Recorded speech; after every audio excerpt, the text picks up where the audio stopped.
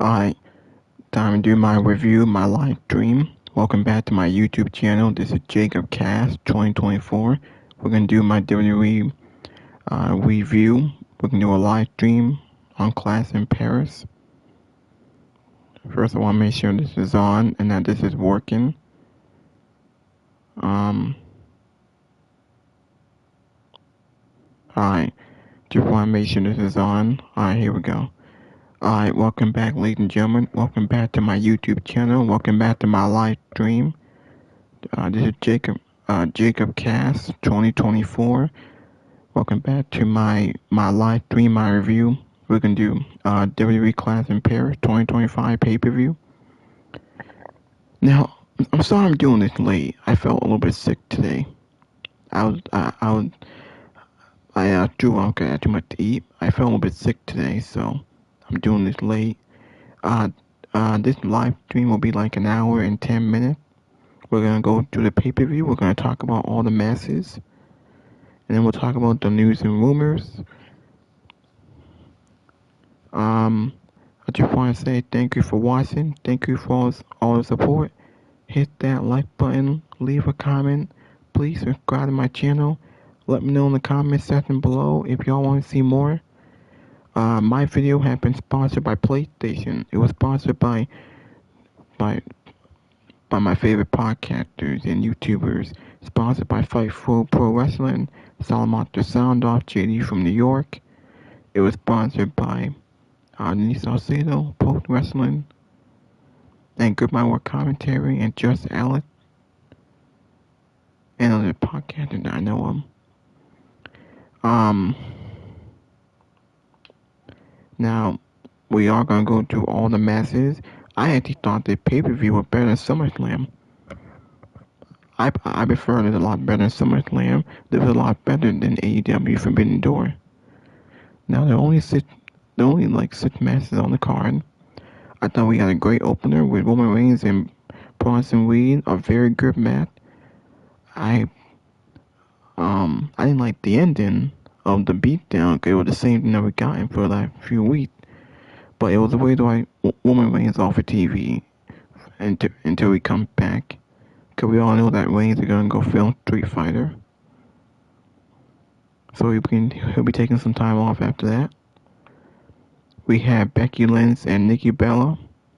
Obviously, she's not on the game as you, Natalia, but Becky Lynch versus Nikki Bella for the Intercontinental title. Match was okay, whatever. Hopefully, we don't see the match again. I don't know where Becky Lynch go, but after what we saw at the end of the show, we will get to. Match was fine. Becky Lynch retained. Sheamus versus Rusev. Again, like I know that Rusev is not on the game as you all this, but Sheamus versus Rusev was a great match. That was like the second best match on the show. The Donnybrook match was very good, and Rusev got the victory, nice victory over Sheamus. Hopefully the feud's over. Then we got the Wyatt-Six, Joe Gacy, and Dexter Lumis versus the Street Profit. Decent tag team match, very good. The Wyatt-Six retained. We will go over this match. John Cena versus Logan Paul, I thought was match of the night. That was an awesome match. Man, where was this John Cena 5 months ago after that failed heel turn? Have we gotten this John Cena before? I think this retirement tour would have been great. It would have been awesome. Outside the hit match with Cody Rhodes at SummerSlam, this is his second great match on the retirement tour. They put on a banger. They put on a classic. They wrestled for like, I think 26 minutes. They put on a classic. They were match of the night. A great match, a great ending, a lot of back and forth, a lot of near falls. John Cena hit some finishers in there. The style clash, the end of days, he hit 288 to finish off the match. He got a great pop. I thought the crowd was awesome tonight. He got a great pop. He celebrated with that kid, that fan kid that he celebrated on Friday, and here he celebrated on the pay-per-view. He also celebrated with his wife. I'm surprised there was no Brock Lesnar. No one came out. I think we will get Brock Lesnar at WrestlePlaza. Or maybe Crown Jewel, I don't know. Here's the main event with Seth Rollins defending the world title against Punk, LA Knight, and Jey Uso. The match was fine. It was a pretty good match. It didn't really do much for me. But what people are going to talk about is the shocking ending. Becky Lynch came out.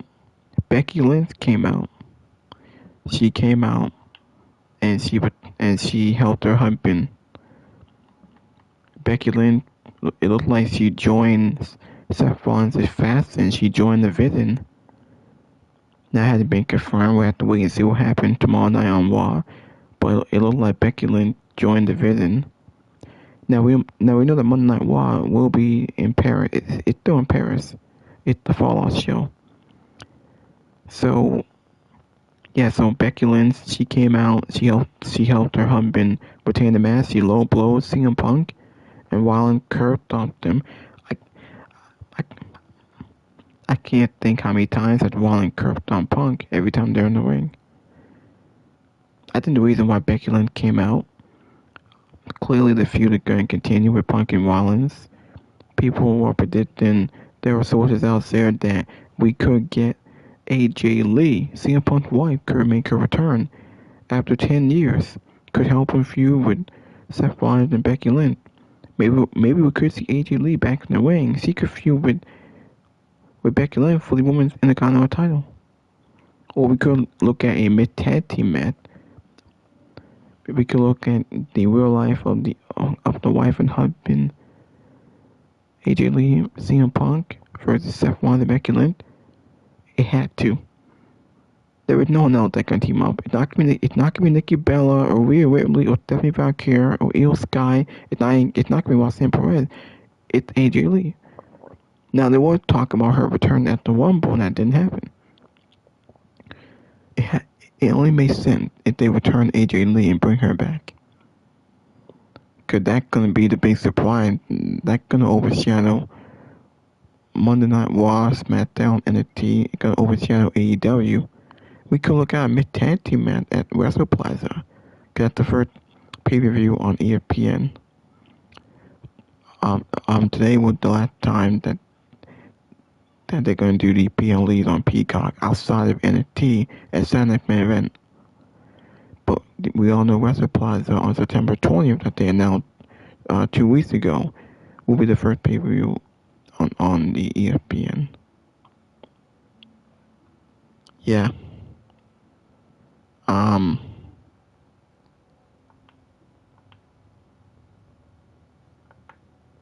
Alright.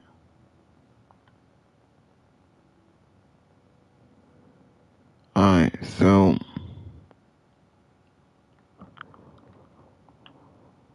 alright. Now let me go through some of these news and rumors here. I want to show the other podcasters and the other people that I want to show y'all here.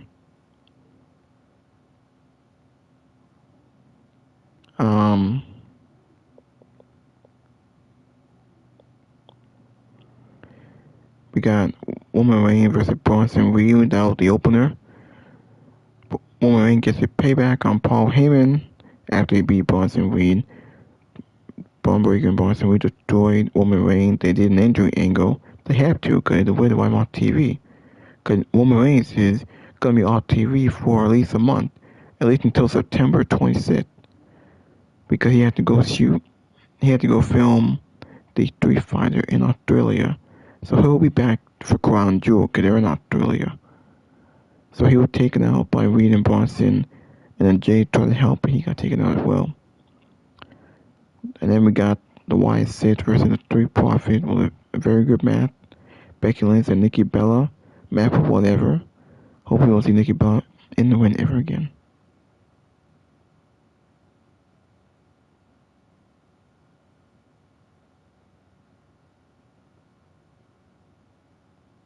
Alright.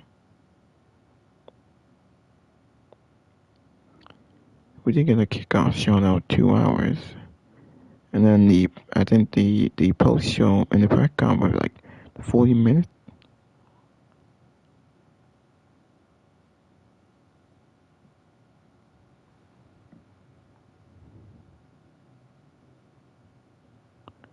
Hold on.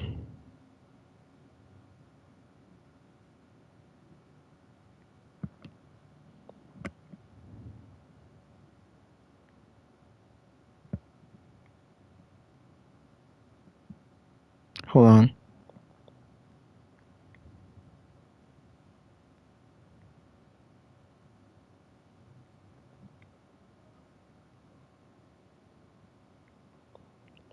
Hold on. There's the class in Paris. Hold on a second. The formation that y'all can hear it. That Joe Cronin. Hold on.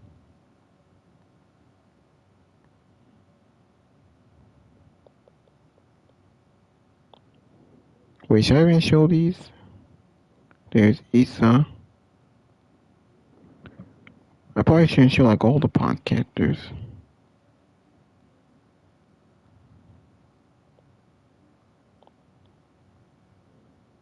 There's Joe Cronin.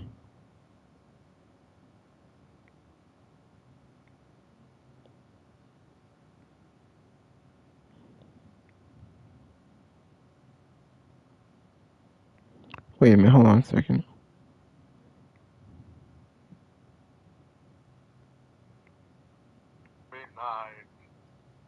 Nobody cared but the fans in Paris, and the talent went out of their way to shit on them. What do you mean by that? What do you mean they shit on them? Because of what, the Rhea Ripley thing earlier? What do you mean? Oh, because they mobbed Rhea Ripley? I mean, that wasn't even that bad. Did you see the Rhea Ripley thing, where she got mobbed or whatever? No, I didn't see anything. No, I mean, that's on social media. Like, she... but you guys have made it... Alright. Here's no DQ. Now we saw what happened after the show was over with Seth Rollins and Becky Lynch celebrated over the sign that said bring back AJ Lee. We want AJ Lee, and Punk looked at that sign. A bit of a slow match. You had the crowd singing for Roman Reigns. Roman Reigns, the entrance was spectacular. The match itself, it was an average PLE match. It was slow-paced. They were really soaking in the crowd reactions. Bronson Reed was definitely playing the heel and taunting the fans, flexing. He got the momentum for a while.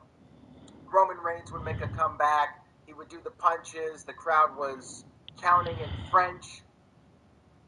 Reed largely dominated, but then he got a little bit too arrogant.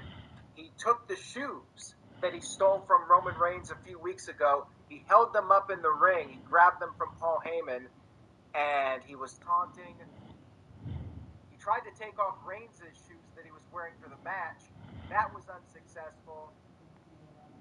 Then Reed went for the tsunami, but Reigns avoided it. Nikki was driving Becky. Here's what's really interesting. Alright, let's go into Just Alex. But when it comes down to it, he can't win a match. I don't give a damn how much he attacks someone. If he can't win a match, who gives a fuck? No, seriously. If he can't win a match, who cares? I am sick and tired of these half measures. Can we go all in with somebody, please? I think Bronson Reed should be pushed as a main event player. So should Braun Breaker. I'm thinking both of these men should be in the main event scene. And I'm thinking the whole purpose of Seth Rollins' group is to elevate both of them to that scene. We know Braun Breaker is going to be a main event player. They're telling you every single week. We know Braun Breaker is going to be a main event player. Why can't Bronson Reed be one? Why not? The Vision has the potential to be one of the best groups they've had in a long time. But these half measures ain't going to do shit. These half measures got to stop. The beatdown saved the L. But the match to me was an L. It was a solid match, but I hate the fact that Roman won that match. Why does Roman need to win that match? He can take a loss. Bring him back, have him fight Bronson Reed, and then build up to a match with him and Seth. Maybe he's being set up to lose to Braun Breaker.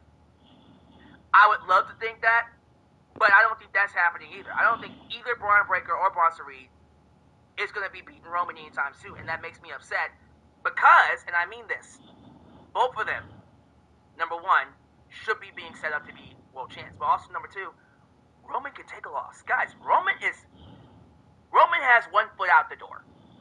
Can we talk about it? Roman Reigns is moving on to Hollywood. He's part-time now. He has 1 foot out the door. We're not going to be seeing him for long. After he has his match with The Rock, he's done. And I'm serious. After that match with The Rock, which is going to happen, I don't know when, but eventually it's got to happen, he's out the door. That's it. So, why can't he just put people over? Why can't he put people over? I'm asking a question. Like, seriously. Us are getting embarrassed by these foreign crowds every single time. And it makes you wonder, like, are we spoiled? Past, present, or future. Oh no, ladies and gentlemen. What I thought was easily the best part of the show was the crowd itself. This crowd interfered and give Bronson Reed the win, if he wanted to. Me in the botch, although the Angel's wings. Ooh! Ooh! I love it!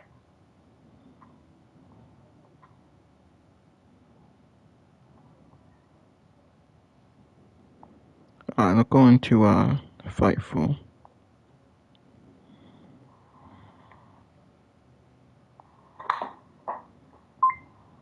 Hands. Where later on they were just stealing other people's moves too. I say stealing in a very non-malicious manner. Nobody owns a move, but it does make me wonder, like, okay, if these high-level top talent don't get over those signature moves with some level of familiarity, a lot of people aren't going to react to a lot of these spots, because that's the method these days, and that's the way that pro wrestling works for this audience these days.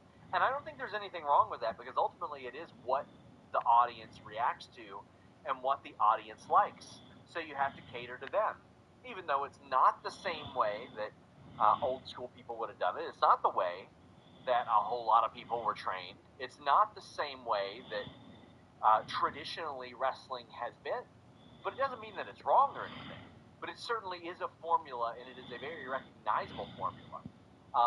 That being said, like, man, Bronson Reed, I had somebody ask me on the Fightful Select Q&A, like, how would you book the Vision splitting or Division so it's not just Judgment Day? And honestly, I think the Vision should be a short-term stable. Braun Breaker seemed poised to break out and be a top guy before this, and Bronson Reed in kayfabe already knows that he can compete with a guy like Seth Rollins, right? And I think that overall in pro wrestling over the last year and a half, well, gosh, year and a half, 5 years, Bloodline, Judgment Day, Death Riders, like, man, those could all be good, but I don't know that we need to necessarily see that. I don't know that we need another one of those, so I would go the Braun Breaker is Batista route and have him, like, lead into something. Because to me, before I get into this match, there's one specific element of the Vision that really piqued my interest. Because when Seth Rollins came back, he claimed that the only people that he told, which, you know, isn't true, it's kayfabe, the only people he told about his fake injury were Becky Lynch and Paul Heyman. Which is interesting, because Braun Breaker, multiple times, including in our interview with him that Kate did, he said, I'm the leader now. And I'm waiting for the moment where Braun Breaker upsets a little bit, and then Seth Rollins is like, you thought you were the leader? That's cute. You were never going to be the leader. In fact, Bronson would have been the leader if you weren't here. That would have been really interesting.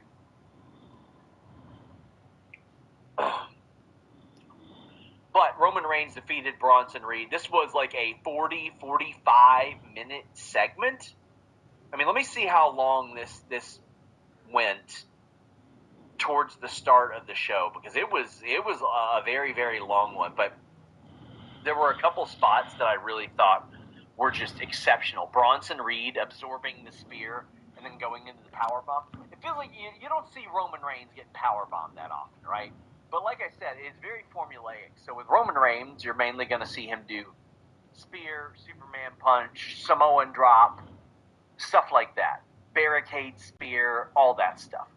So it's going to be a very, very specific formula for him. You need those signatures to get over, and that is the main event style of WWE now. And almost every company is good and clean before helping out Roman Reigns, because when has Roman Reigns ever been there for him in a timely manner, right? Roman Reigns takes his sweet time getting anywhere. I think we are at that stage. And last week. Anywhere. Watch, I was so appalled. Alright, now let's go into the other. Now let's get someone else in the super chat. Hold on.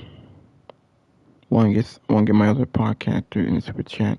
We got Denise Salcedo. She's in the super chat. DC politicians want to enact harmful credit card hold on. that could take away your cash.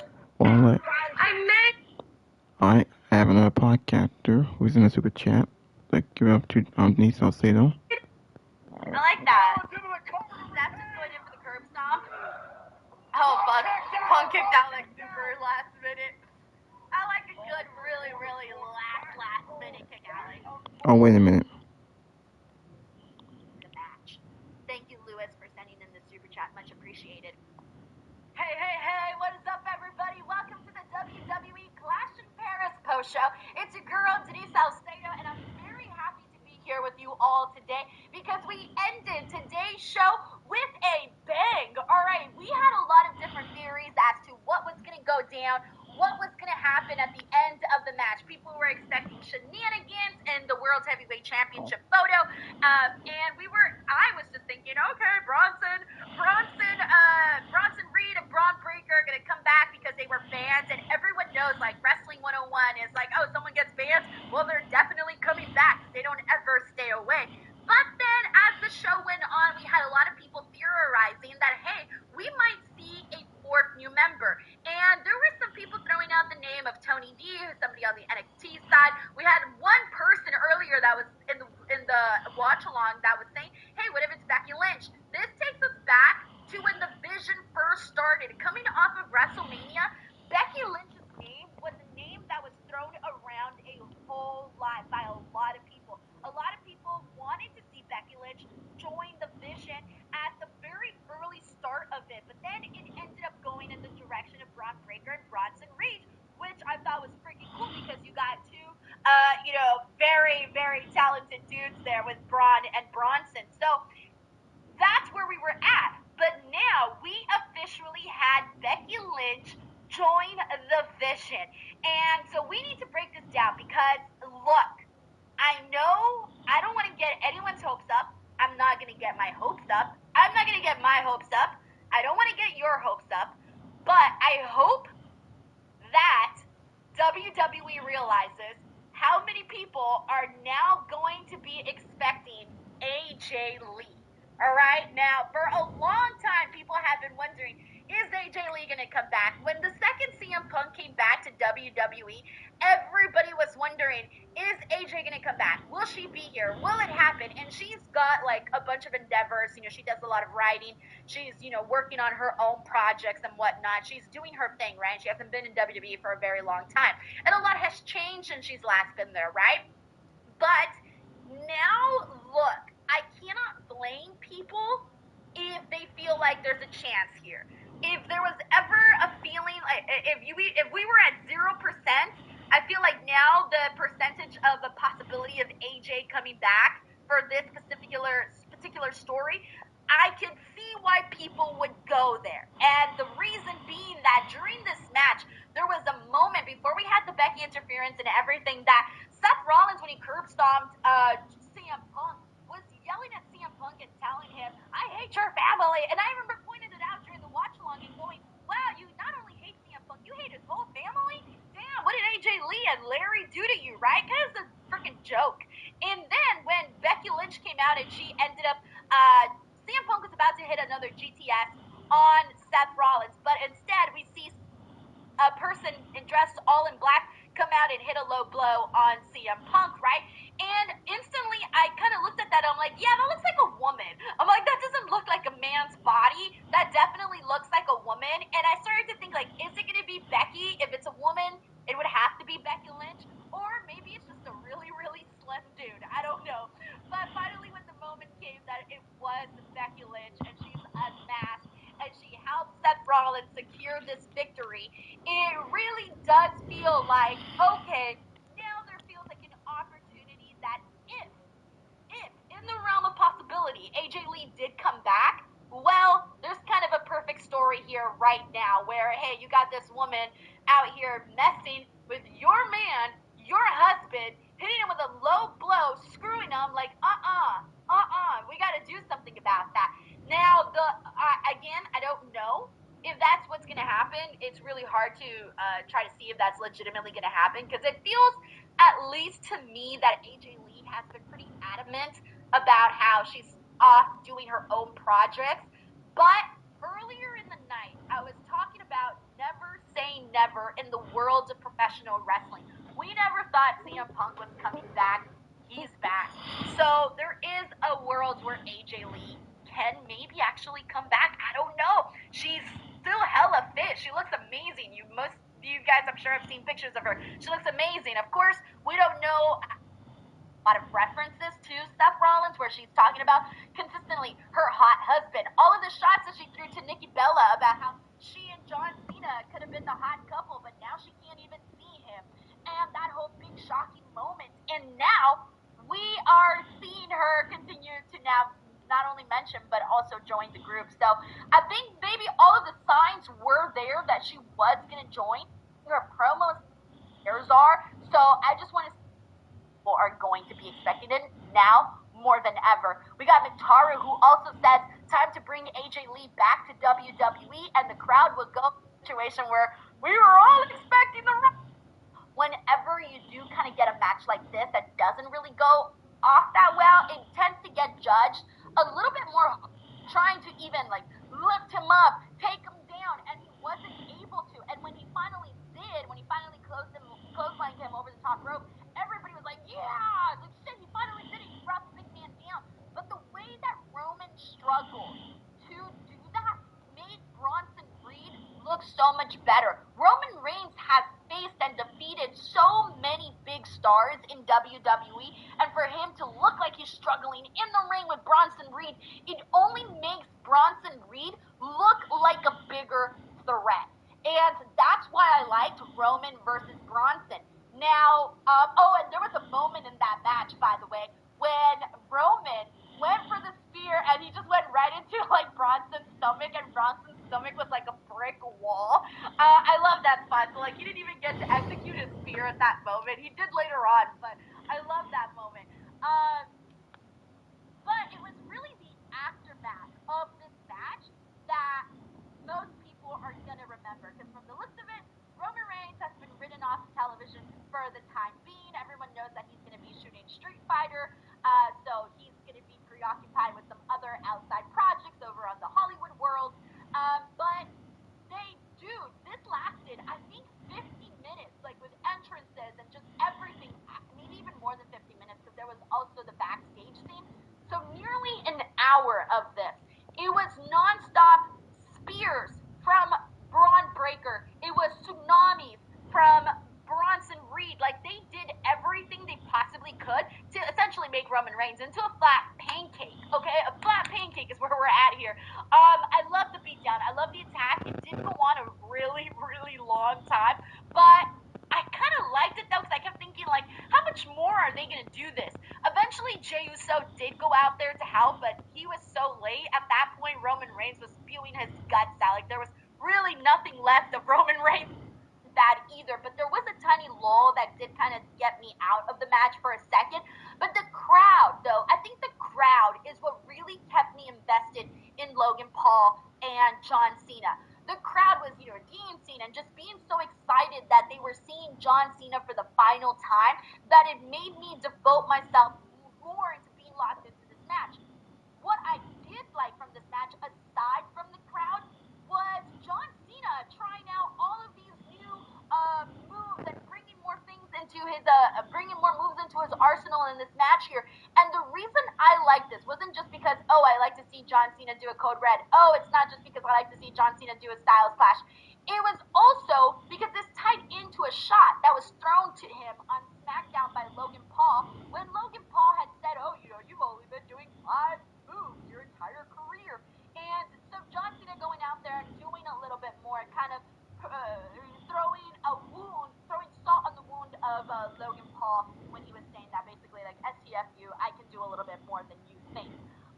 So overall, this isn't like those kind of matches that I would put on my like top 20 list or whatever, but I do think a lot of people are going to look back at this match fondly because it wasn't bad. I thought Logan Paul brought his A game, and of course John Cena did too, and just seeing him really have his moment afterwards, there were some people that were wondering whether or not we'd see Brock Lesnar return. I think the second that John and Logan wasn't the main event, I think the chances of Brock coming out began to lessen in people's minds. But even afterwards, when John Cena was having his moment and he was out there kissing his wife after the match and celebrating with Post Malone and Jelly Roll, the big celebration, there was a moment where you thought, are they extending this just so John Cena can have his moment with the French crowd? Or are they queuing up for something to happen here? And it didn't happen because, the big moment would come afterwards at the end of the main event. So I actually love that they let John Cena go out there and have the full moment to fully embrace the French crowd because he really hasn't been able to do that in all his matches because he was a heel for a good amount of them. So for him to actually get the moment to soak in the crowd, I thought was awesome for John, especially considering that we are down to single digits, ladies and gents. That's where we're at. We got a super chat here from Ethan David. Thank you so much for the super chat. Says international have this happens typically. There's a lot coming to the channel. Alright, let's go on to the other podcaster. Let's go on to Good My Work Commentary. He's also in the chat. I'm gonna let him talk. You rank the show, by the way, give me your rankings, A, B, C, or D, 1 through 10. I'm giving it a B and a 7.5. I thought it was a pretty decent show, and once again, perfect in the predictions. Not a single match wrong on this. I said yesterday that I'm not predicting any title changes to happen, so we're going to have to see something else to make this pay-per-view considered good, whether it be all solid matches or maybe some surprises, and I think we got a little bit of a mixture of both, even though not every match was terrific. Most of them were, and I thought Clash in Paris was pretty decent. So let me know what you guys think in the chat. We are here to review this. We're going to make this pretty quick because, as was the case last Sunday with Forbidden Door, also an overseas show, we are going to be back in just 2 hours to watch In Your House Mind Games. So that link is already up. We're going to be probably doing this review for about an hour, then we're going to take an hour break and regroup, and we'll be back to watch In Your House Mind Games later on tonight at 9 Eastern, 6 Pacific. So just keep that in mind for later. We are still going to be doing our classic Sunday watch-alongs. Thank you so much for being here. Glad you guys are here with us on a Sunday afternoon. I'm sure there's lots of options out there on YouTube right now of people doing Clash reviews. So if you are here, thank you so much. We'll do some quick shout-outs here in just a second, and then we will get going on the results of the show here and just kind of giving the overall show a glance. The things that really stick out, probably just the main event and the opener was the big story there. The Vision pretty much bookended this show. As we mentioned yesterday in the predictions, we had a feeling that Roman Reigns and Bronson Reed would open the show. They did, but the story wasn't necessarily the match. It was what happened after, when Roman Reigns got absolutely decimated and stretchered out of the arena. So this is a couple of times now they've done this to Roman, and I feel like it's just a cover to keep him off of TV for a little while until they're ready to bring him back, or possibly start building to War Games, because it's definitely going to be the Vision and Roman and Punk and a combination of some guys, right? That's probably what we're looking at for War Games. So Roman was kind of, temporarily written off TV once again here when he got absolutely destroyed by Braun Breaker and by Bronson Reed, who hit him with tsunamis while he was on the stretcher.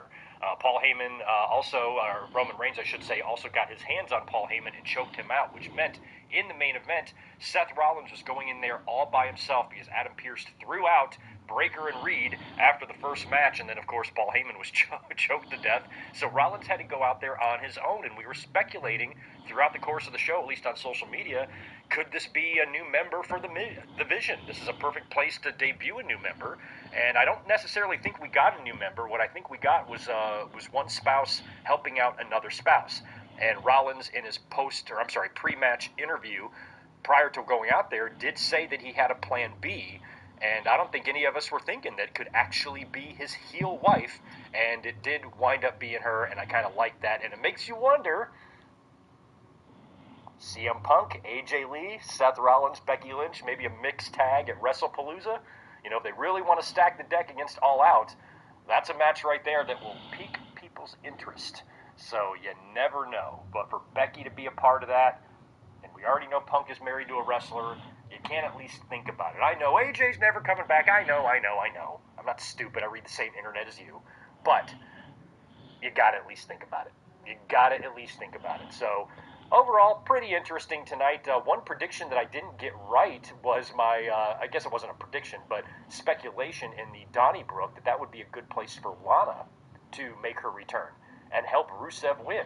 So I kind of got that prediction right. It was just the wrong wife. It was Becky Lynch coming out to help her man, and we didn't see Lana, and we haven't seen Lana back, at least not yet, but I still think there is a chance there.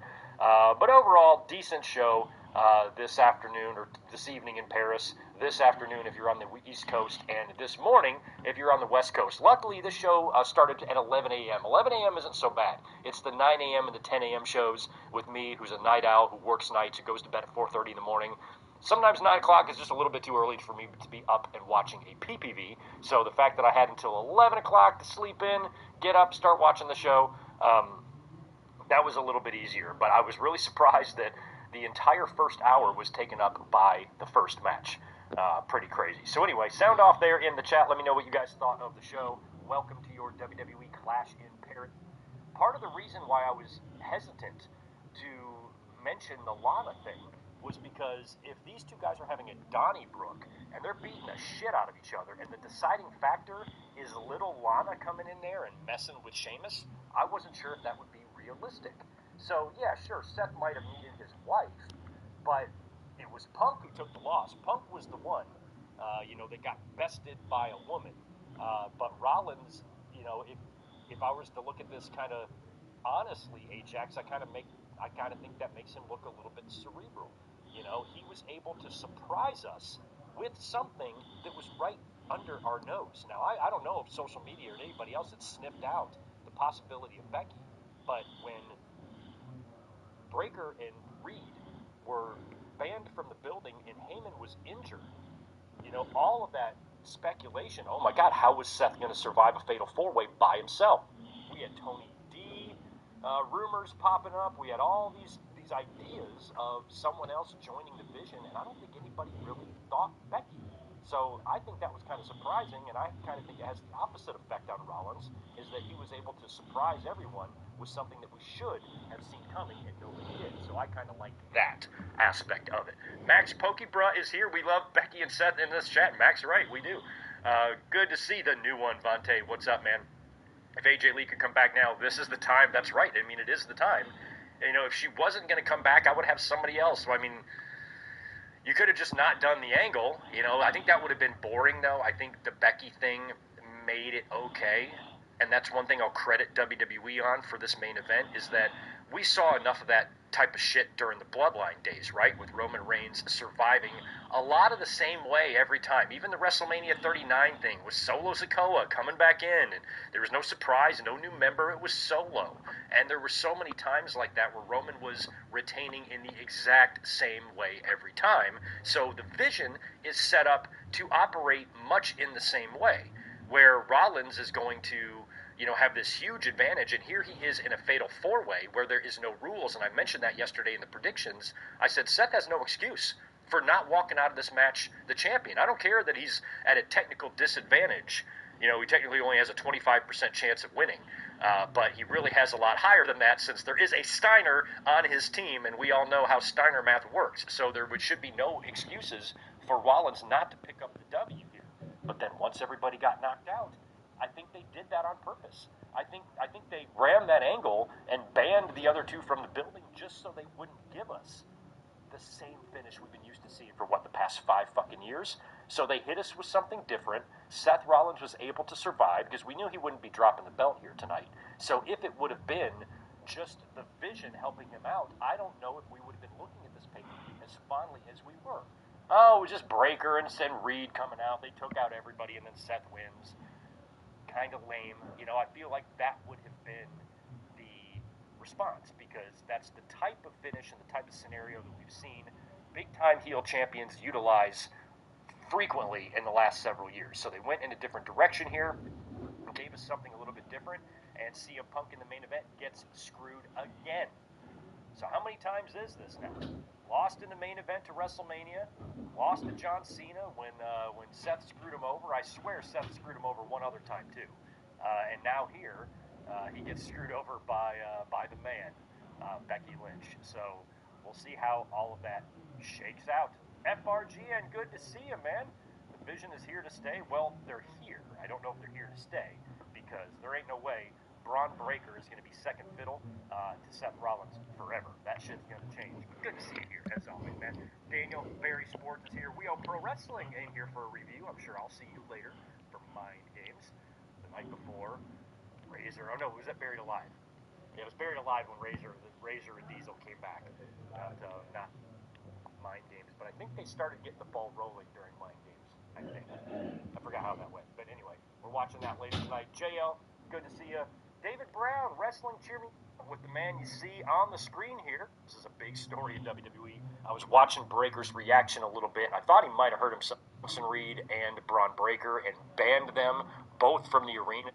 We'll see. They're both 19s, so that's why they got hired. Our thing was out there. They tipped that over, and Sheamus got a cool name, and they can yay or nay agree with that. Pam, or whatever. 2003, and then he goes out to the outside of the ring to grab a chair. So he grabs a chair to use on Punk, but before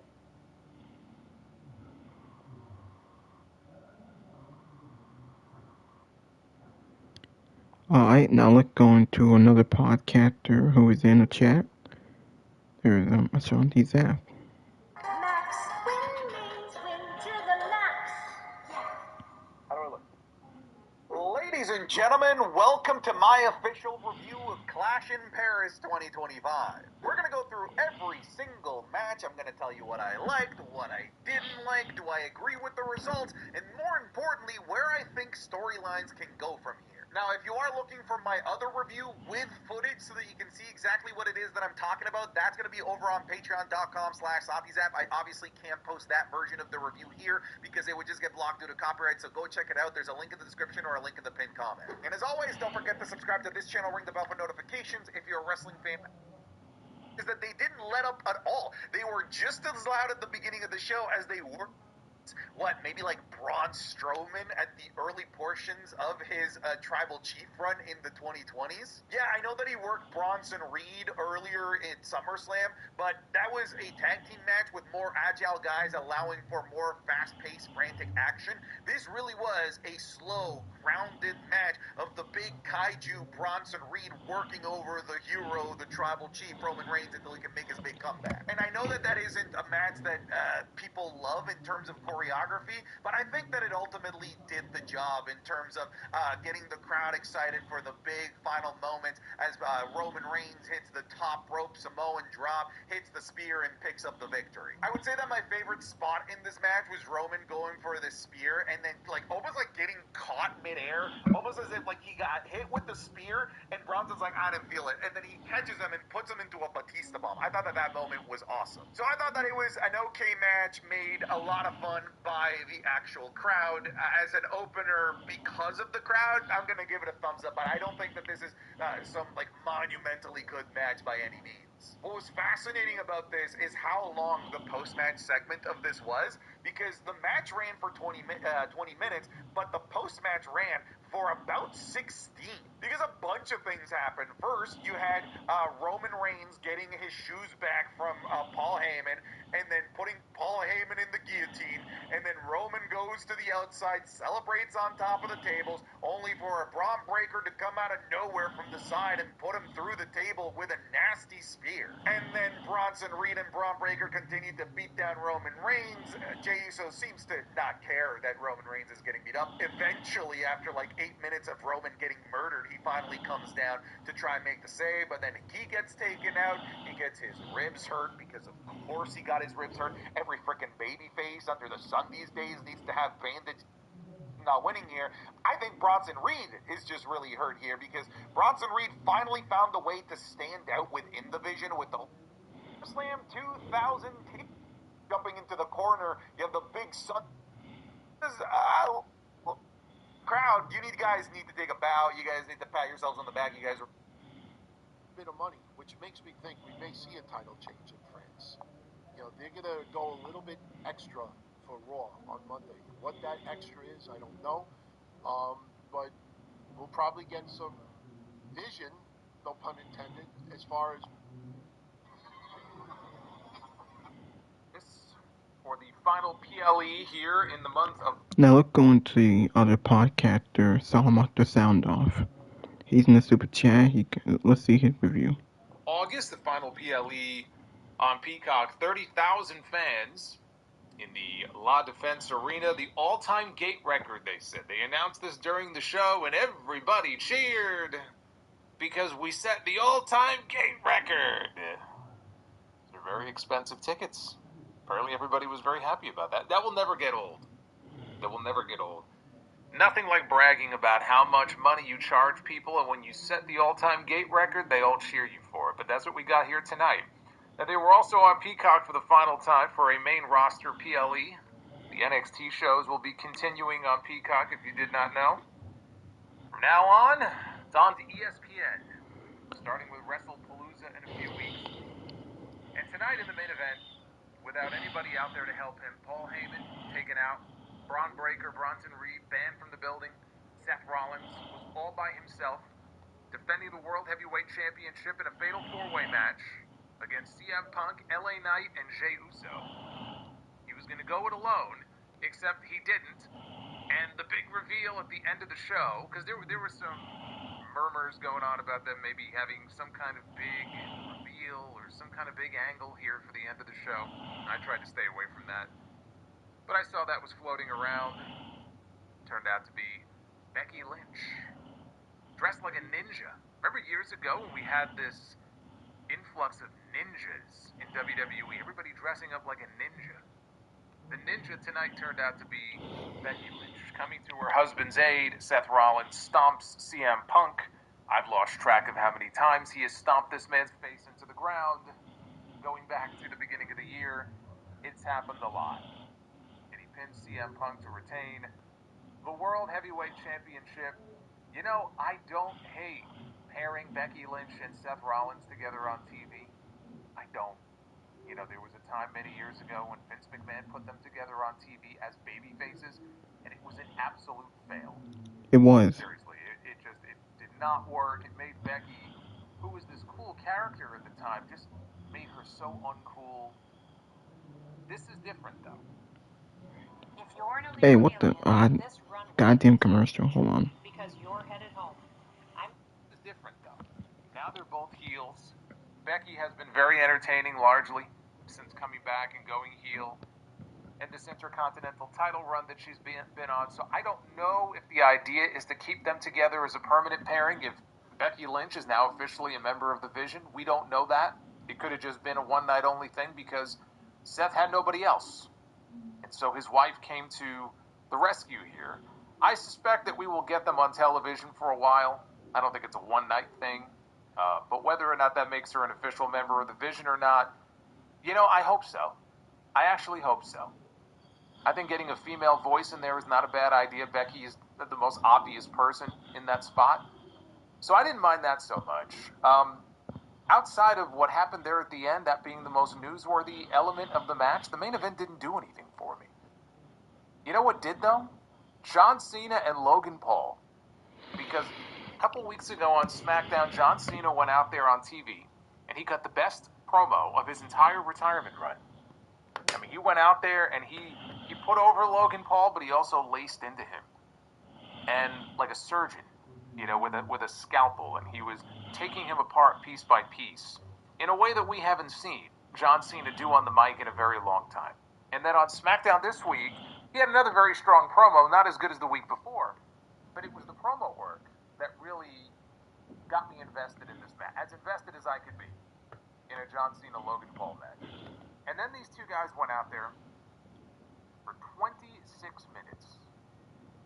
And they threw everything at each other that they could possibly throw. They stole every move that they possibly could from other people that John Cena has wrestled, wrestlers in other companies. I mean, that's a Logan Paul thing anyway. They threw everything at each other for 26 minutes. I will say, it hit me when the match was over. John Cena just wrapped up the month of August with the two best matches of his entire retirement run so far. One of which was a 37-minute banger with Cody Rhodes. The other one was a 26-minute match here on this show with Logan Paul. Now imagine if we would have gotten this John Cena instead of what we got with that failed heel run for 5 months. Almost half of John Cena's retirement year feels like it was wasted. But in the month of August here, we got two matches that John Cena was able to go out there and almost turn back the hands of time and show that, you know what, he's not totally washed. You know, he still may not be the John Cena of 2015. That was 10 years ago. I'm not saying he's that same guy. He isn't. And he hasn't been for a while. But there was a period of time there, especially during the early part of the heel run, where it just looked like John Cena had regressed so much that unless he was in the ring with somebody who was going to be able to go out there and really just carry the load, does he even have it in him to have a singles match that long? 37 minutes, 26 minutes. You would have told me that a month and a half ago, 2 months ago, that John Cena is going to go out there and have matches that are that long. Believe me, those would have been the last matches on the card that I would have been looking forward to seeing. I'm like, what, are you out of your mind? You're going to send John Cena out there in a singles match for 26 minutes? But he's proven a lot of people wrong this time. And a lot of it does come down to who he's in the ring with. Cody Rhodes did a great job in their match together at SummerSlam. Logan Paul carried his end of the bargain. Did a great job in this match as well, just like he did earlier in the month at SummerSlam in the tag team match. When he beat Jelly Roll, who was there tonight. Jelly Roll was there in the front row. The John Cena-Logan Paul match was the match of the night. The second best match of the night belongs to Sheamus and Rusev, who had a good old-fashioned Donnybrook match. I applaud both men for at least getting a PLE spot. I mean, they couldn't get a PLE match if they would have held Triple H at gunpoint, but they got one here and they made the most of it. We also had Becky Lynch and Nikki Bella, which was the exact opposite of what we got in those two matches. It was easily the worst thing on the entire show. And then we had the WWE Tag Team titles were on the line. We had Roman Reigns and Bronson Reed. They had a match, Roman trying to get his shoes back. And it was all to build to a big injury angle when the match was over, because Roman has to go film Street Fighter. He's got to go away for a while. In fact, he's going to be gone basically the entire month of September. I think his last day of filming is supposed to be September 26th. So this was their way of sending him on his way by having him destroyed by Seth's goons and do a stretcher job. And he was taken out of the building. So that's how that ended there. This was a two-match show. Cena and Logan, and the good old-fashioned Donnybrook. And the rest was pretty average stuff. It was newsworthy for the little twist at the end there with Becky Lynch, which is going to get a lot of people, rightfully. Makes sense, right? Talking about the potential for an AJ Lee return. People have been asking me about AJ Lee for the last couple of years, since Punk came back. Is she coming back? Is she going to be in the Rumble? Is she going to be at Evolution? I've gotten so many questions. I've seen so many tweets online about AJ Lee over the last few years, and it never happens. You know, it never comes to fruition. This is the first time where there's a built-in storyline just ready and waiting that makes all the sense in the world for her to be there. I don't know if she is or not. If you were to ask me, do I think this is where she comes in? I think it is. But anybody who tells you they know for sure until it gets reported by a reputable outlet is lying to you. They don't know for sure. Because if she really, truly wanted to come back, she would have been back by now. But boy, based on what they did here on this show, it sure feels like there's a mixed tag team match just waiting right there. It's ready and waiting. All they need is the high sign and the green light from AJ Lee that she's ready to come on in. And we'll talk about things that happened and what was said in the main event by Seth Rollins that seems to indicate that that's probably what we're going to get. But again, outside of those two matches and a couple of newsworthy things with the Roman injury angle and the Becky stuff at the end, not a show that you really need to go out of your way to see. Pretty average stuff otherwise. And so ends the Peacock era when it comes to these shows. And the Peacock era doesn't really go out with a whimper. It doesn't really go out with a bang. If I had to describe it, it goes out with more of a shoulder shrug. This is your Clash in Paris 2025 review. I am the Solid Monster. It is the final day of August. It is Sunday, August 31st, 2025. I am the Solid Monster. Thank you for hanging out with me here on a Sunday. Usually it's Sound Off Sunday. Podcast went up a day early because of this show. Back-to-back weekends of Sunday afternoon pay-per-views. Hit that subscribe button. Hit that like button. We do have a goal going in the chat if we want to do potentially a bonus round of Be the Booker. To get Be the Booker, we need at least 400 likes here on the stream, so hit that thumbs up. I did mention also super chats are open. If your messages come on in, I'll be reading those a little bit later on. I mentioned the sound off went up a day early. One of the things talked about on the show, very interesting question that was submitted as part of the mailbag. Is Roman Reigns a hypocrite for saying in a recent interview with Stephanie McMahon that it was easier to get over as a top star in the Attitude Era? That it's a lot harder today to get over as a top star in WWE? It's a very interesting question. I talked about that. That's one of many things covered on episode 927. If you've not had the chance to listen to yet, you can do so when we are done here with this review. So let's get into it here. They were in Paris, France. They had a custom Eiffel Tower. It's rare these days outside of WrestleMania that you get any kind of custom stage design. It's just, everything is just so bland and there's just a sameness to it all.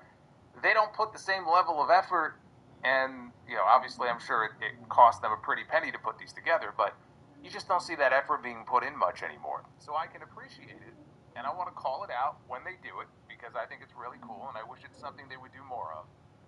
When they do some kind of custom element for the sets, especially if it ties into the location. And they did that here. They had a custom Eiffel Tower entranceway for the talent when they walked out to the ring. Again, I will be first in line to lobby for custom entrances here for these shows. Custom sets. Roman Reigns has become a master at getting the most out of the bare minimum with what he does. He really doesn't do anything out of the ordinary. He doesn't really take any risks beyond the normal risks that you would see him take in the course of a match. And he just knows how to milk a reaction. This is what Hogan became a master of. It's like when you would see Hogan go to Japan, he was working a totally different style because he knew it was a different audience. But in front of the audience here, he knew the kind of match that people were looking for. So, he could do more, but he didn't have to. He can get away with doing only what he needed to do. And in his own way, that's what Roman Reigns, after all these years, has mastered. He only needs to do what he needs to do. And he will get a reaction no matter what, because they were cheering and chanting and singing for him the entire time here in this match. The match itself, it had a very deliberate pace. It made it very slow in parts. I wouldn't say it was ever boring. I think deliberate is a good word for it. But the real story came after the match. It wasn't even the match itself, it's what happened afterwards. Reigns was posing on top of the announce desk outside, and Paul Heyman is in the ring and he's kneeling down and he's tending to Bronson Reed. And Roman turns around and he sees it. So he goes back into the ring and he's stalking Paul Heyman. Heyman doesn't realize that he's in the ring until he does, until he turns around and then he sees Roman. And now he is begging for his life. He's begging, he's pleading, he's all terrified, and he's screaming, "I love you, my tribal chief."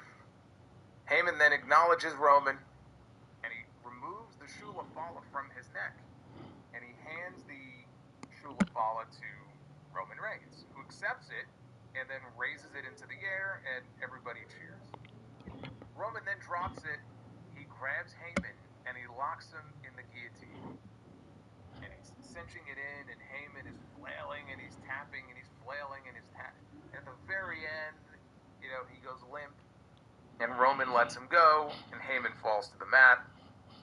So Roman goes back outside the ring on the announce desk. He's got the Shula Fala, and the timekeeper, Berkeley I'm really the confused son here. I don't of hold on. the Why Shockmaster. you still have Paul He's Heyman been there? timekeeper in WWE for many years now. He comes over with a pair of scissors. He's cutting the laces. So you should have kept them together. You could have put that in like a Hall of Fame one day. If they ever actually have a physical Hall of Fame, you could put it in the Hall of Fame. But he cut the laces. Roman then gets a Sharpie. He begins signing each shoe. And he's throwing them out to the crowd. And I think he only threw 2 of the shoes out before Braun Breaker appeared. And the way they did this is the camera, we didn't see Braun Breaker until all of a sudden the camera just pans over. And Braun Breaker is standing there. He's on the timekeeper's barricade. Now he's over standing on the French announce desk. Because you had the English announce desk. And then to the left of the English announce desk, if you're facing the ring, is the French announce desk. Braun Breaker is standing there. He's measuring Roman. And he dives from that table to the English announce desk, and he spears Roman through the announce desk. Thankfully, it broke, because these tables now are reinforced. They don't break as easily as they used to. But this table did break. So they go crashing through the desk. They show Jelly Roll standing there in the front row. He's like, "Oh my God," he's looking all concerned. Thankfully, he stayed right where he was. He didn't involve himself. He was smart enough not to involve himself here. Breaker went into the ring, and along with Bronson Reed, they helped Paul Heyman to his feet.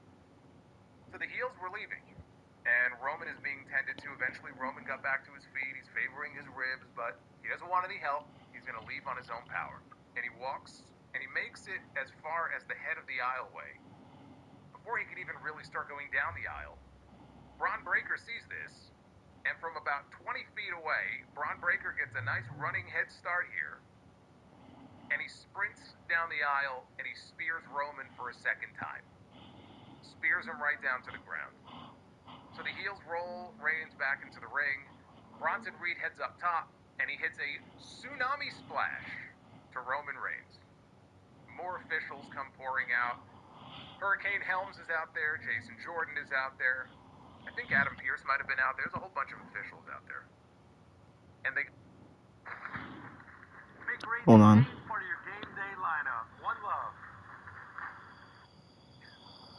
And they got the win. So the Wyatt Six retained the tag team titles here. Solid stuff. I mean, no real downtime like we had in the opening match. There were moments where it was, a chin lock here and there. This was basically a sprint for a good 10 or 11 minutes or so. I think this would have been a fine television match on SmackDown. This was the first time where the Wyatts, I feel like, were really treated like heels. Yeah, Nikki Cross getting involved there at the end. Uncle Howdy gets involved blatantly, right? Lays out Montez Ford on the floor. So it certainly felt like a heel move here at the end of this. The tension, though, between Angelo Dawkins and Montez Ford, it felt so manufactured. They did nothing to set it up. All we had to set this up was just a very brief few lines from Bo Dallas on Friday, where he saw them in the back, and he made a mention of them, like, "Are you really brothers? You're like, basically, you're not family like us." And when we beat you, you'll see, whether or not you two are really family or not, right? It was something to that effect. That was it. It's not as if that there's been this overt effort on television over the last several weeks to build up tension. Like they've been telling some kind of a story between Montez Ford and Angelo Dawkins. By and large, everything's been fine. All of a sudden, you see that tension there at the beginning of the match, and I'm like, where the hell did this come from? It just felt so forced to me.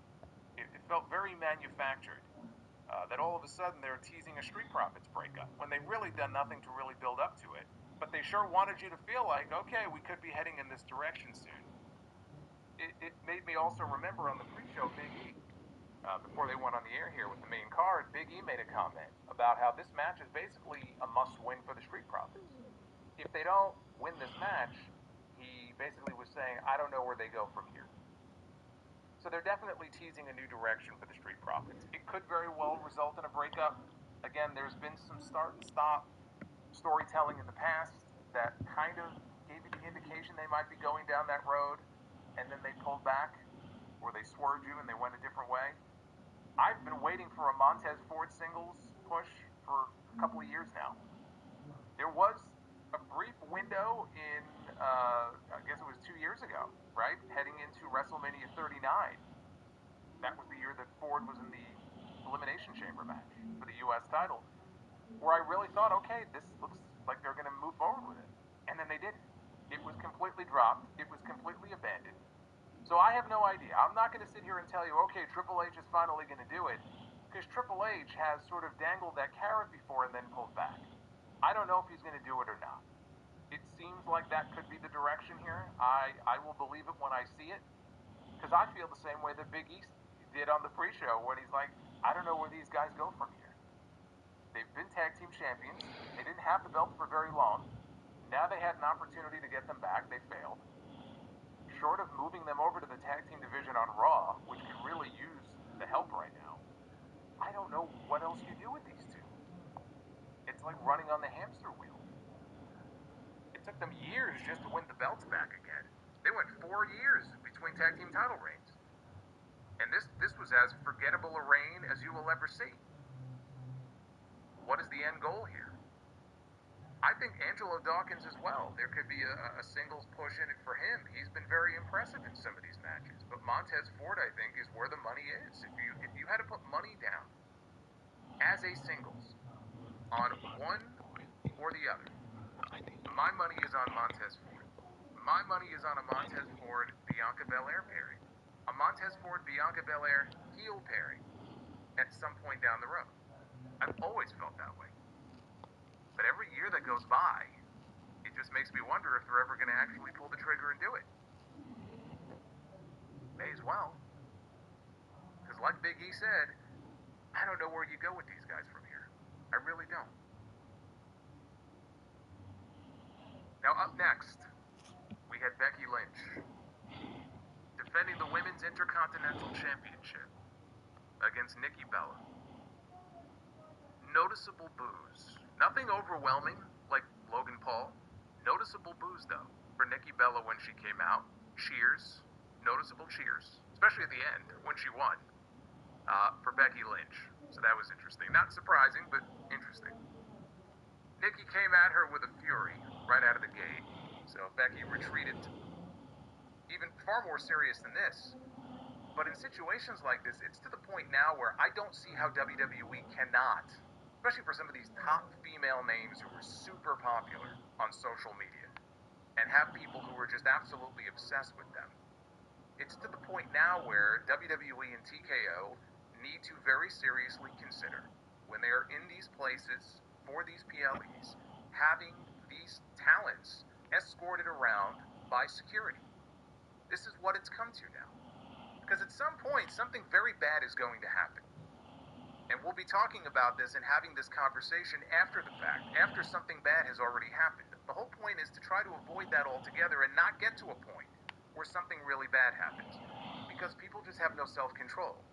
Part of it is that people get all swept up in celebrity. Oh my God, I can't believe Sheamus is right here and Rhea Ripley is over here, right? And they get all nervous and they get starstruck. And that's totally normal, but that's very different different than getting up in someone's personal space or putting your hands on them and swarming them and stampeding them. You cannot do that. Like, I'm watching that video of Rhea Ripley by her car being swarmed by these absolute fucking losers. And I'm like, why in the world would you think that it is appropriate to conduct yourself in this way? Why? And it's not just kids. I mean, these are people that are old enough to where they should know better.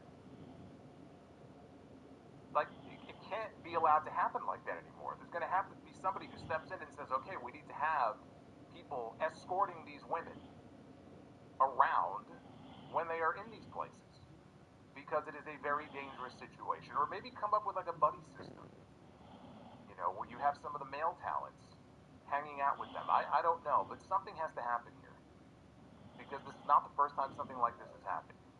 And at least in the Sheamus video, Sheamus was there. He was able to kind of back people up and check on that person and make sure that fan was okay. But I'm telling you, there's going to come a point where something, you know, there won't be a Sheamus there. There was a video not that long ago in an airport. I think it might have been Rhea. And there was somebody who was hounding her, and Kevin Owens was there. Kevin Owens came over and just to check on her and said, "Are you okay?" And Rhea was like, yeah, I'm fine, I'm fine. This can't happen.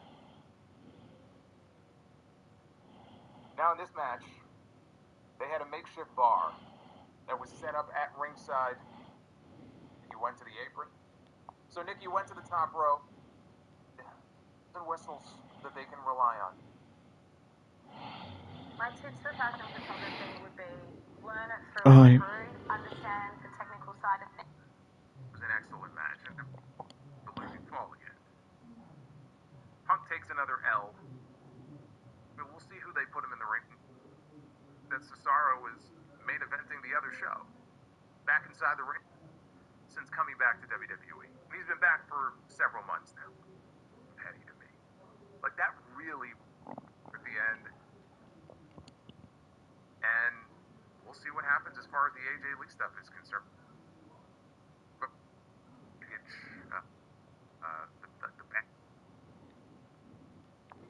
Alright, let's go into another podcaster. This is the last one. And then I'll end the video. We're gonna go into JD from New York. Let's listen to his stream. It's taken a lot of that influence. Price tag for WrestleMania. It's all up to them if they want it. WWE should give them a break. Give them a discount. Discounts in WWE don't go in the same sentence. 30,000 plus at the La Défense Arena in Paris, France tonight for Clash in Paris. This was the best PLE that WWE put on in the month of August. This was better than SummerSlam. I thought SummerSlam was largely a thumbs down show. Not really a thumbs down show, more a thumbs in the middle show. I honestly, if you asked me today what I liked from SummerSlam, I probably couldn't even fucking tell you. That's how forgettable it was, outside John Cena and Cody Rhodes, honestly. And then the cash-in from Seth Rollins. Outside that, nothing really major happened over there. Largely a waste of almost 8 hours. I enjoyed this show a lot more than both nights of SummerSlam.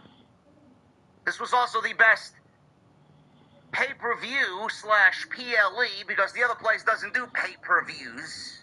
Or the PLEs, rather. The other place does pay-per-views. They don't do PLEs. This was better than Forbidden Door. This blew the fucking door off of Forbidden Door. Give me a break. I enjoyed this show a lot. I thought this was a very, very good show. Obviously, the talk of the town is going to be what happened in the main event. The main event saw CM Punk, Seth Rollins, LA Knight, and Jey Uso fatal four-way for the World Heavyweight Championship. WWE got people talking in the opening match with Roman Reigns and Bronson Reed. They opened the show, and WWE, again, in the very same way that they always do, wrote Roman Reigns off of television because he is going to go film Street Fighter. And he's got to go all the way to Australia to go do such a film. So Roman Reigns will be off television for the entire month of September. until at least Perth, where WWE will venture to Australia for Crown Jewel. They wrote Roman Reigns off on television. Bronson Reed and Braun Breaker absolutely decimated Roman Reigns in the same way that we usually see spears and tsunamis. One of these particular tsunamis took place while Roman Reigns was strapped to the backboard before he got lifted onto the gurney, which was a great sight, I gotta admit. That was the one difference between this attack and the several others that we've seen from the Vision. Because of their actions, Bronson Reed and Braun Breaker were banned from the building, kicked out of the building, and if they tried to re-enter the building, they would be suspended and suspended without pay.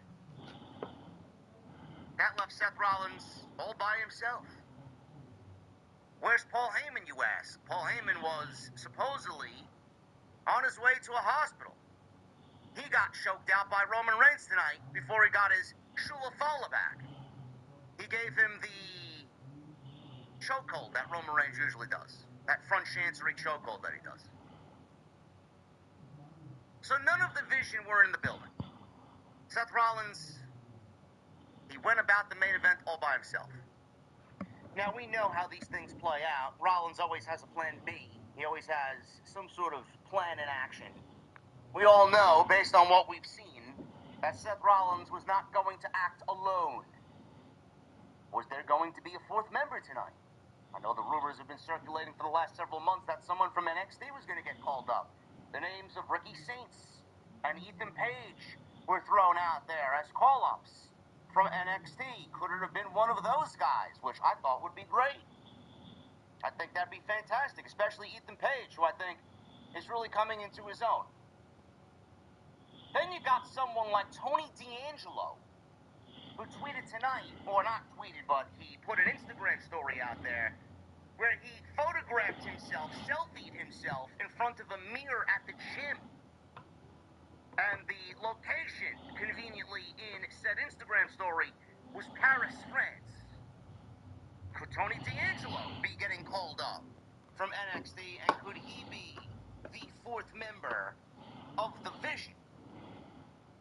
It's kind of a odd one. It's definitely one out of left field. I didn't really think of Tony D'Angelo as somebody as joining Seth Rollins' group, but stranger things have happened.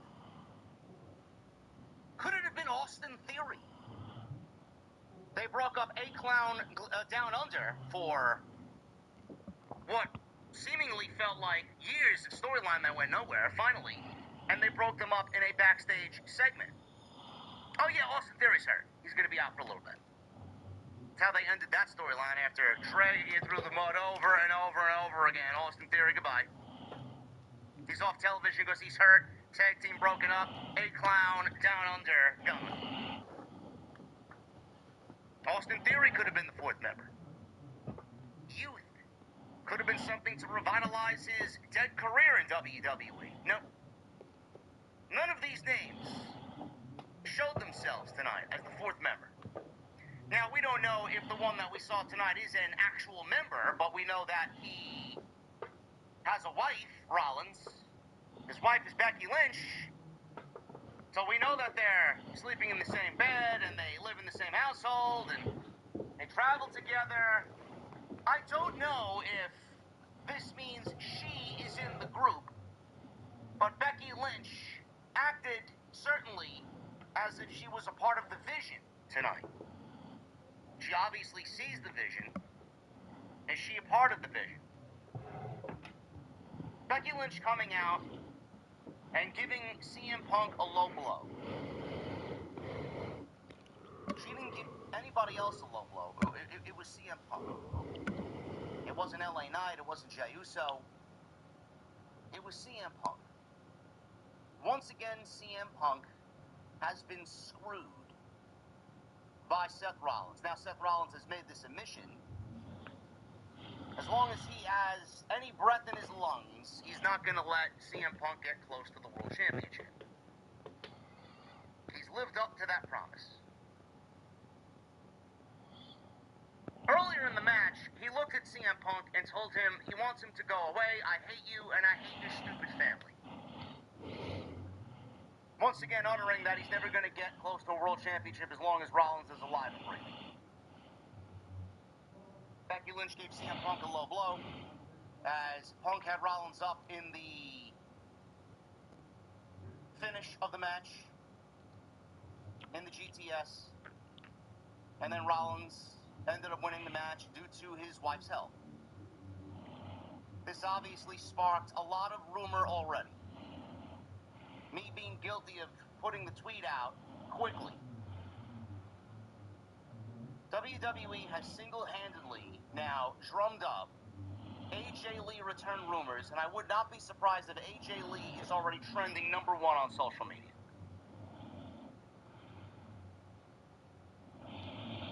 If this is the planned ending for this match, I'm telling you right now, there is legitimately no other direction for this to go but AJ Lee.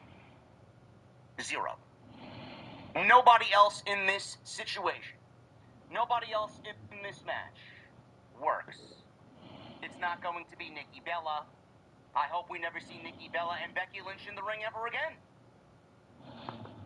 It's not going to be Nikki Bella. It's not going to be Rhea Ripley. It's not going to be Io Sky. It's not going to be Stephanie Vaquer.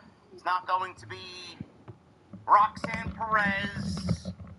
CM Punk is not bringing back Horrid Jade to WWE. It's not going to be Ash by Elegance. It's not going to be Asuka or Kyrie, Io. It's not going to be any of the women on Monday night. Bayley, Lyra. There is nobody on the active Raw roster that fits into this puzzle and makes sense. WWE could have easily added a male performer as the official fourth member of this match and had it go off with, oh man, this so-and-so joined the group. Tony D'Angelo joined the group.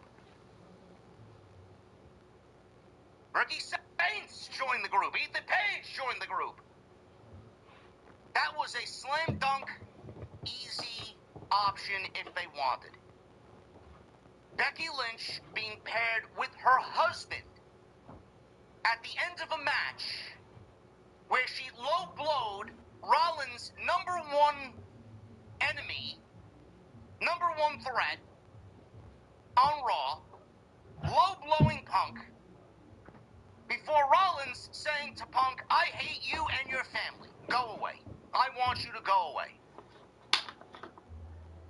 If this does not mean AJ Lee is coming back to the WWE, I don't know why they did the ending that they did tonight. WWE would have wasted a debut on Becky Lynch to ultimately have it go nowhere. The one thing that Vince vehemently hated, Vince McMahon that is, the one thing Vince McMahon vehemently hated is getting the fans' hopes up for a match that he was never going to deliver or was never going to happen for one reason or another. If we could look at Triple H and the way that he's operated in 2025, I think he's taken a lot of that influence from his father-in-law. I don't think Triple H is going to give us a match like this that he cannot deliver, will not deliver, unless the pieces are already in play. WWE unveiled not only their partnership with ESPN on September 20th. This was the last show. Clash in Paris was the last show that's taking place on Peacock for the main roster. No more main roster PLEs on Peacock. Saturday night's main event and NXT PLEs will continue on Peacock. WWE, over the course of the next 3 weeks, will be transitioning from Peacock to ESPN on their new ESPN DTC service. WrestlePalooza, which was a show born out of nowhere, wasn't even on the fucking pay-per-view calendar as of 2 weeks ago, now comfortably sits on Saturday, September 20th. which will debut on ESPN. WWE met their quota on Peacock. They did enough shows where they could bounce from their contract early and move on over to ESPN. Primarily due to the two-night WrestleMania and the two-night SummerSlam and Evolution that we got. They gave Peacock more shows than were required. There's something else happening on September 20th, folks. AEW All Out is happening on September 20th. Live from Toronto at the Scotiabank Arena. A show that will house Edge and Christian teaming up for the first time in over a decade against arguably the best tag team on the planet, FTR, Dax Softwood, and Cash Wheeler.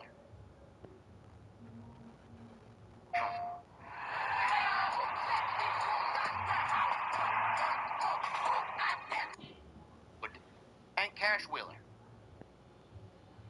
On top of Jon Moxley and Darby Allin, which will probably at this juncture are somewhere coming up with theories on how to kill themselves in such a match to steal a headline. And whatever else may be happening on that show that I'm pretty sure none of you give a flying fuck about.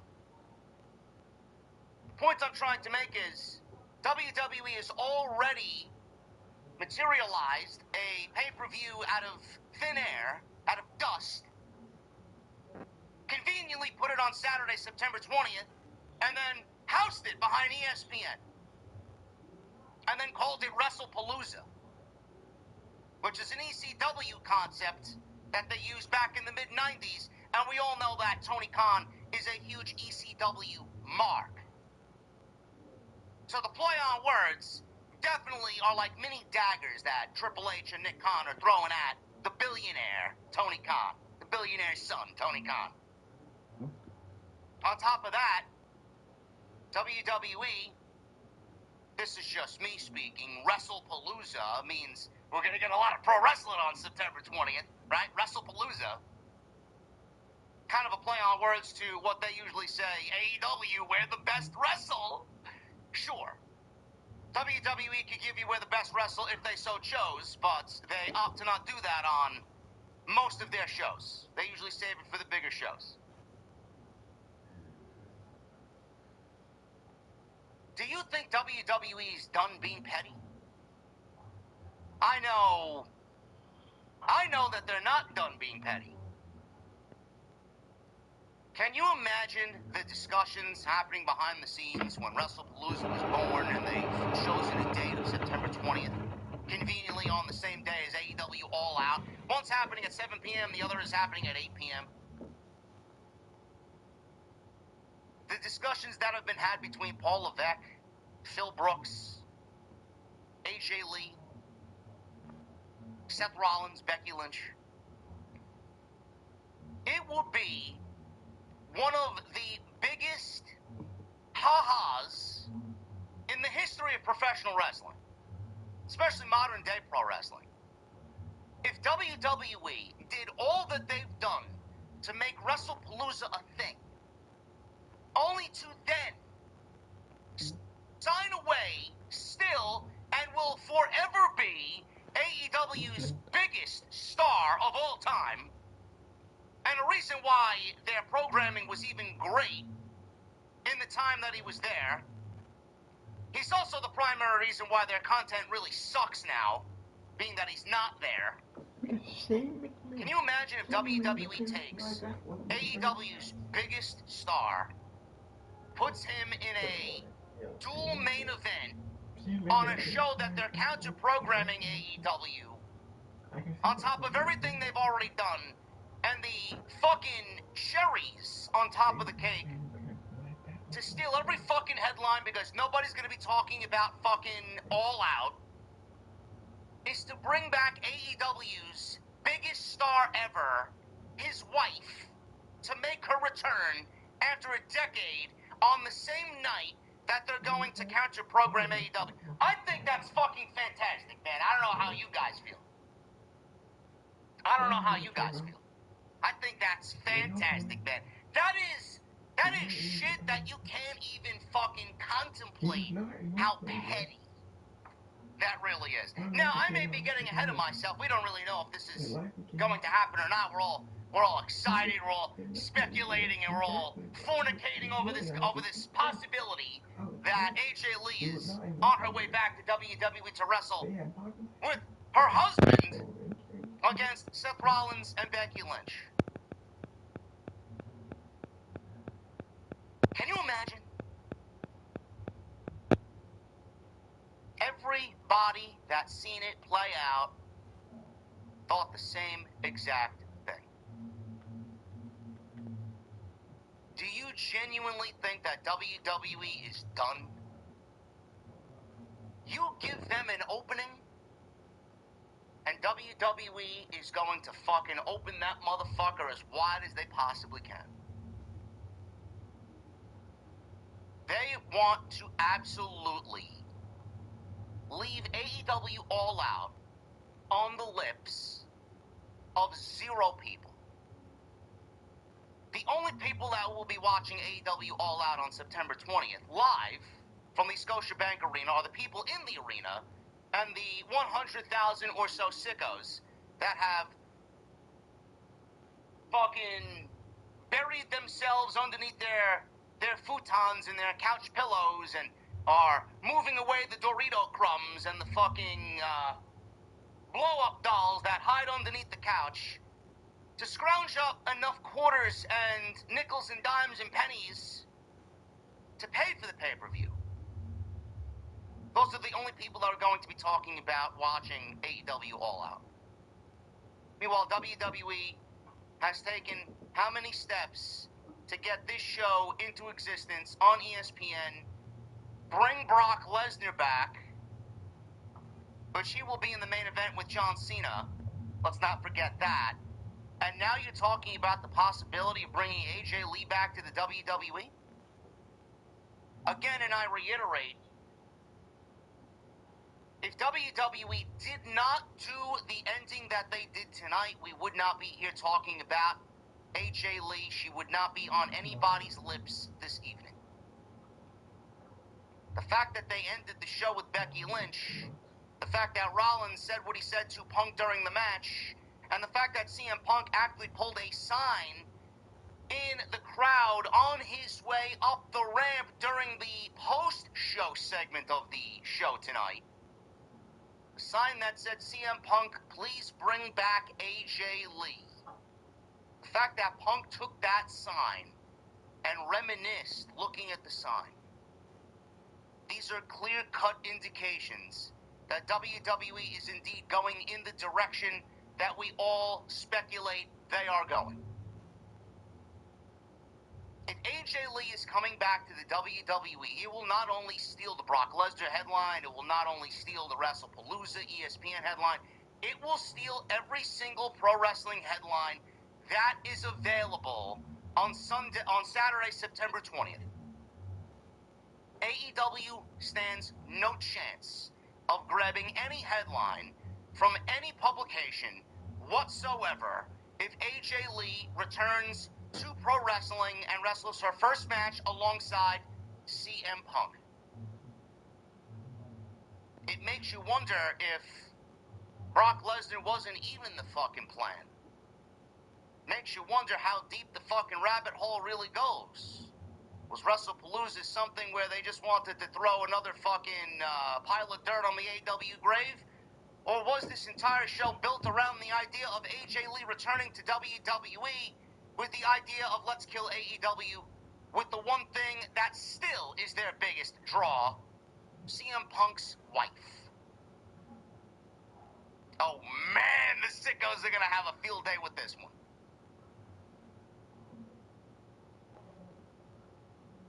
I don't know, man. On the flip side, none of what I said is even gonna happen. We all just live through fantasy. And I'm sorry I got your hopes up for no reason. But again, I just don't think that they do the ending that they do if they don't have a plan in place. I don't know where these shows back in the United States will emanate Is there a show in Chicago? I think SmackDown's in Chicago on Friday. Maybe it happens there. Maybe it happens tomorrow. They're still in Paris. Imagine that fucking crowd that you got tonight. Seeing AJ Lee return to the company to combat Becky Lynch. Speaking of Becky Lynch, her Intercontinental Championship, what is she doing next? Has anybody asked that question? She beat Nikki Bella tonight. I don't think anybody wants to see Nikki Bella and Becky Lynch for a second time. I think we're over and done with that. Bayley's coming back. We don't know where she's going to factor into that. Lyra's finished. Don't know what happened to Lyra. Everybody else is embroiled in their own thing. Stephanie Vaquer is #1 contender for the Women's Championship. Naomi is out.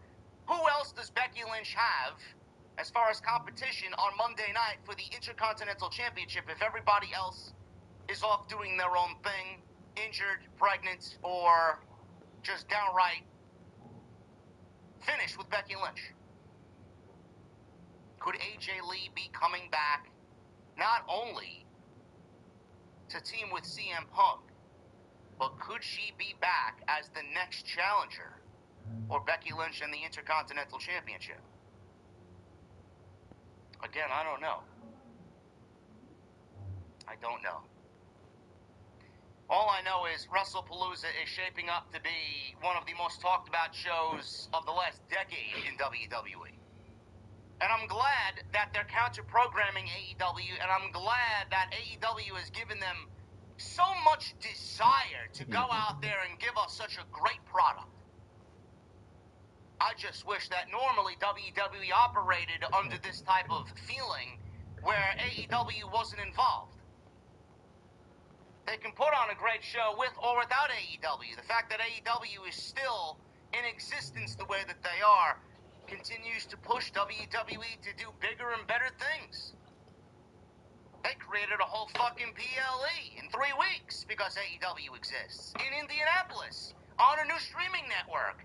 Man, that's some fucking God's work right there. I wish they had that same get up and go, take over the world mentality when writing their weekly fucking shows, which have deteriorated into fucking boredom.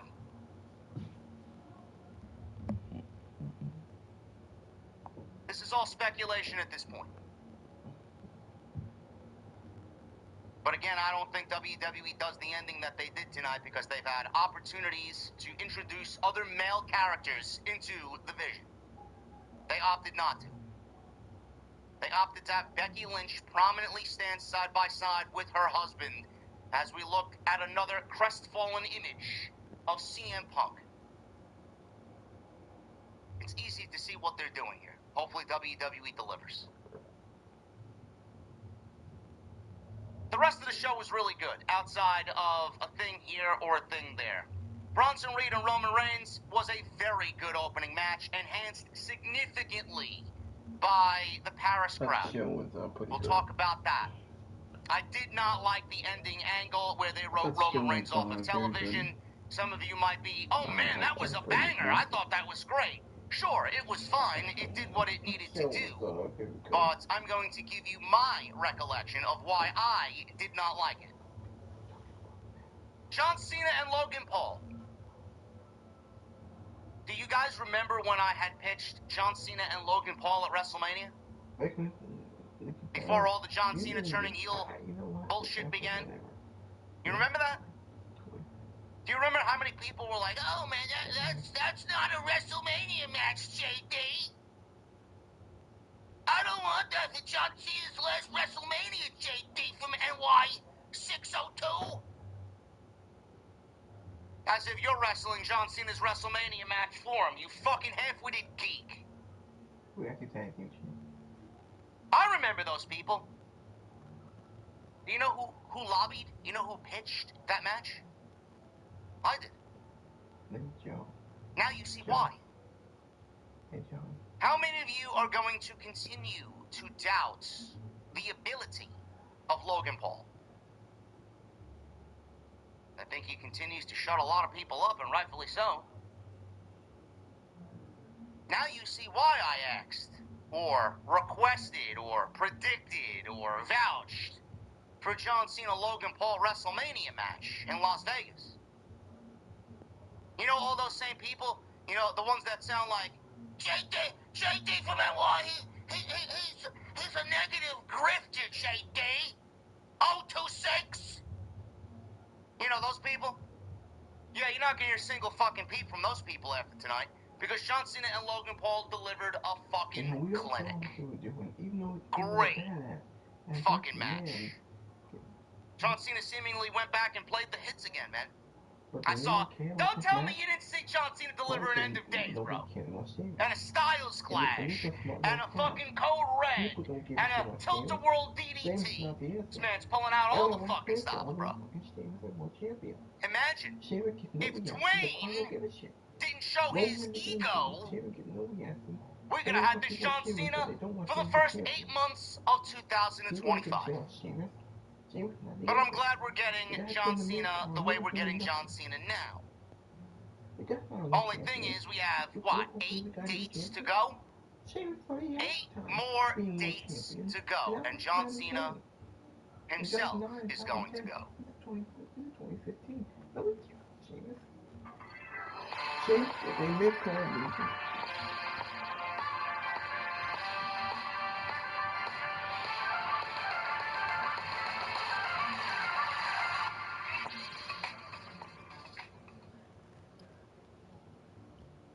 Fatal 4-way main event, Becky Lynch and Nikki Bella, and Sheamus and Rusev delivered a fucking banger.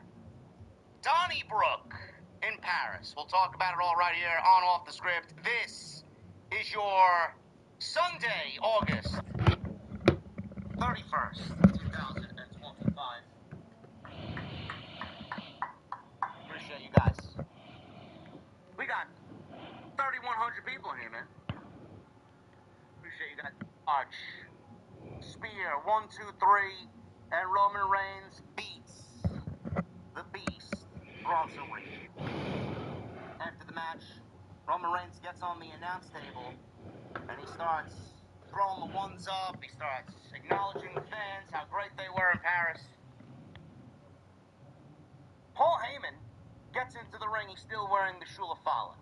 So there's this great camera shot of Roman Reigns attending to Bronson Reed, and in the distance you see Roman Reigns kind of staring at him from the distance. He gets into the ring, does Roman Reigns. He steps through the ropes, and you can clearly see Paul Heyman's eye shot. He's looking at somebody off in the distance while looking back at Bronson Reed. I'm assuming this was a producer or a cameraman giving him the cue to turn around when Roman Reigns was getting into the ring. Roman Reigns is there. Paul Heyman stands up. He turns around. He sees Roman Reigns. I love you, my tribal chief. I acknowledge you, my tribal chief. He ate a guillotine choke, and he got choked out.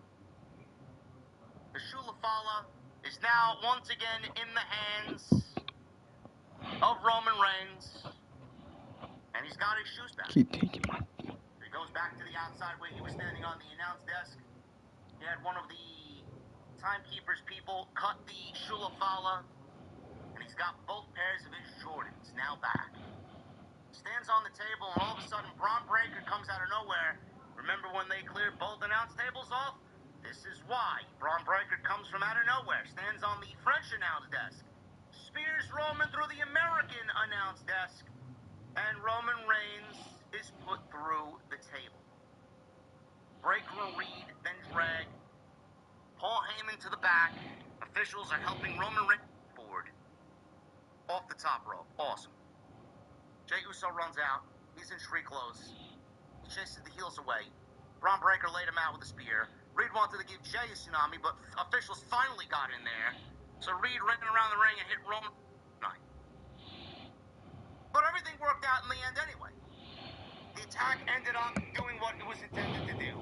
They sold the angle of Braun Breaker and Bronson Reed being kicked out of the building, not to come back.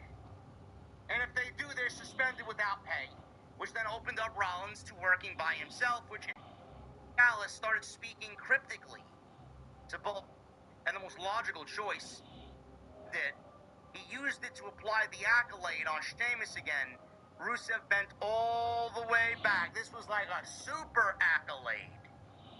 With the shillelagh under Sheamus's lips or in his mouth, he had him tap out. Paul's the direction of WrestleMania. Paul. Like, I genuinely don't know. Is Logan Paul looking to fucking completely tear his ACL, MCL, meniscus? Overpriced tickets to their... And then take, to this day, still AEW's biggest star. Pumpkin spice latte. Well, I'm going to end the video. Until next time, I'll see y'all later. Hit that like button, leave a comment. Please subscribe to my channel. Thank you for watching. Thank you for all the support. I will do a Monday Night Raw live stream.